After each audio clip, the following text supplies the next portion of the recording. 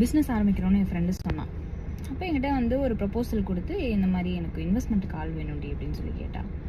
சரி நான் வேணா ட்ரை பண்ணுறேன் அப்படின்னு சொன்னேன். அப்போது என்கிட்ட டிஸ்க்ளைமர் மாதிரி சொல்கிறான். என்னென்னா, இது பாரு, நான் நேர்மையாக வந்து இன்வெஸ்ட்மெண்ட் எனக்கு கொடுக்குறவங்களுக்கு நான் இன்வெஸ்ட் பண்ணி அதில் வர ப்ராஃபிட்டில் நான் இவ்வளோ பர்சன்டேஜ் நான் கொடுத்துருவேன்னு சொல்லி நான் அதோடைய பிரேக்கப்பே நான் அதில் போட்டிருக்கேன் ப்ரப்போசல் அப்படின்னா. நல்ல விஷயந்தான் அப்படின்னு நான் நினச்சேன். சரி, இவ்வளோ கிளாரிட்டி அவ்வளோ டிரான்ஸ்பரண்ட்டாக இருக்கே அவளுடைய ப்ரப்போசல், நல்லா காசு கொடுத்துருவாங்கன்னு பார்த்தா ₹1 தரமாட்டேன்ட்டாங்க.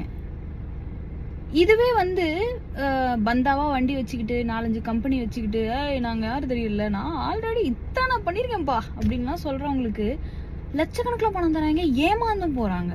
எனக்கு புரியவே இல்லை. அப்புறம் நான் அவள்கிட்ட சொன்னேன், இந்த மாதிரிலாம் நடக்குதுரி அப்படின்னு. இப்போ 2 பேரும் உட்காந்து ஃபீல் பண்ணிட்டு இருந்தோம். ஏன்னா நேர்மையாக வாழ்க்கையில் வந்து ஒரு காசு வாங்குறோம், 5 லட்சமோ 10 லட்சமோ வாங்குறோம்னா அதுக்கு வந்து திரும்ப நம்ம இவ்வளோ கொடுக்கணும் அப்படின்னு நினச்சி